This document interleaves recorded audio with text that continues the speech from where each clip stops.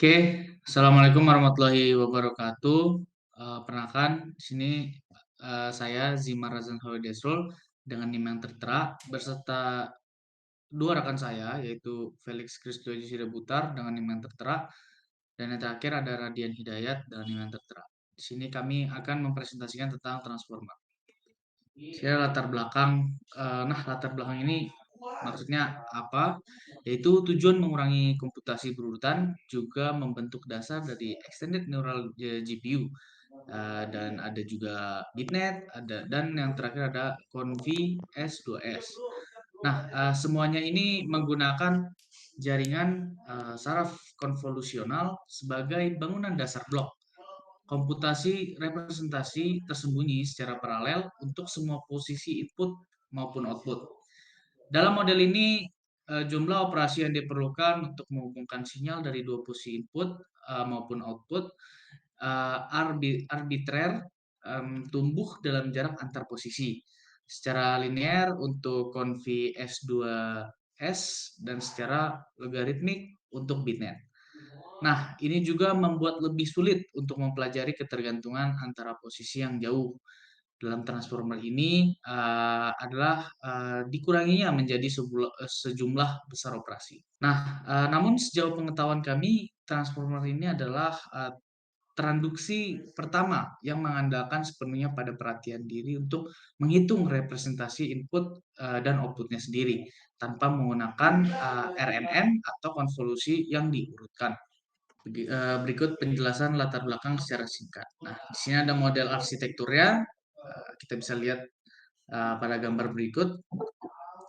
Lanjut, di sini ada encoder and decoder stacks. Nah, untuk encoder ini, encoder terdiri dari tumpukan N, ya, atau bisa dibilang N itu sama dengan 6 lapisan identik. Nah, setiap lapisan ini memiliki dua sublapisan. Yang pertama adalah mekanisme self-attention, multi-head. Dan yang kedua adalah sederhana, terus juga jaringan feed forward yang terhubung sepenuhnya secara posisi.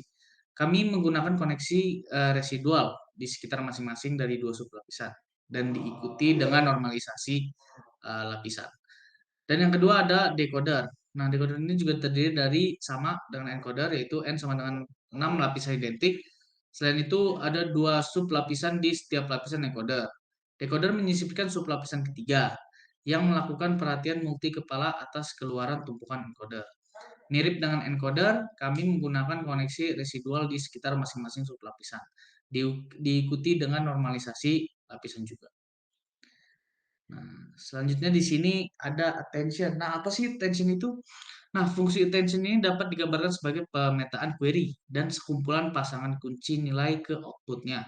Di mana query, kunci, nilai, dan output semuanya adalah vektor.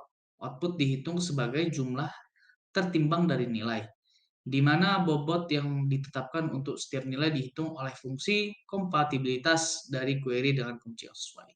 Berikut di sini ada gambar yang kiri yaitu dot produk yang berskala dan yang kanan adalah multi kepalanya.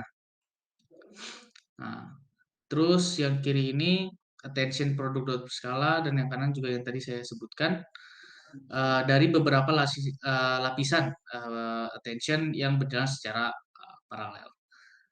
Itu penjelasan dari saya. Selanjutnya akan dijelaskan oleh rekan saya yaitu Felix. Silakan. Oke, terima kasih. Sebelumnya saya minta maaf karena saya tidak bisa menyalakan kamera karena kamera saya lagi error.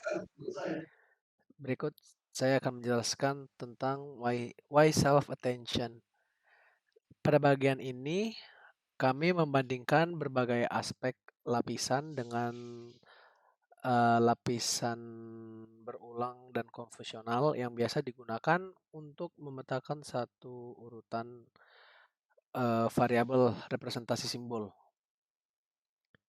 Seperti lapisan tersembunyi dalam encoder tranduksi urutan atau decoder yang khas.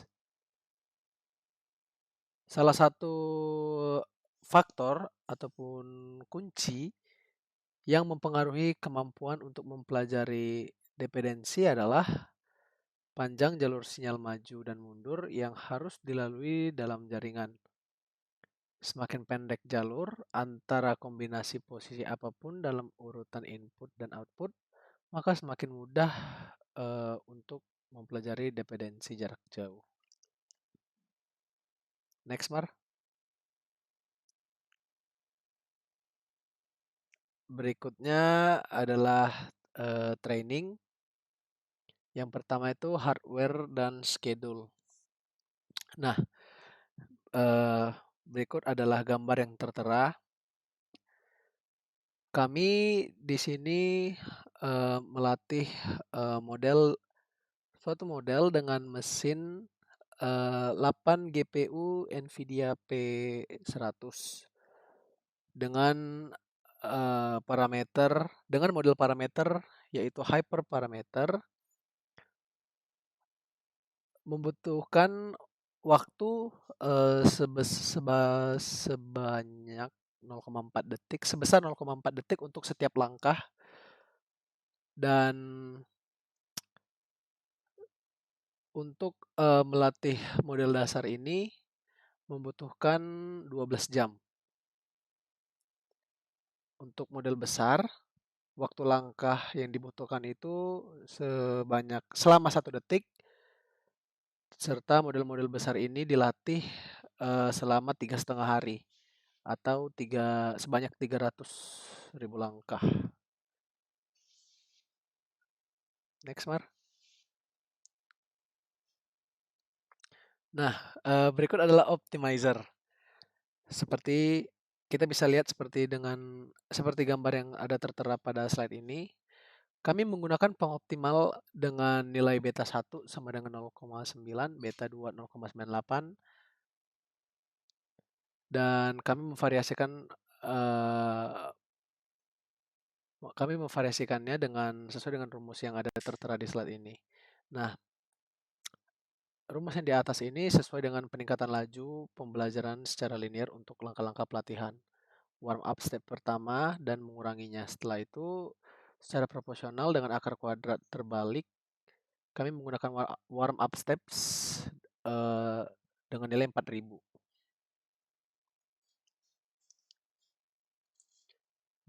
Nah, berikutnya adalah regularization.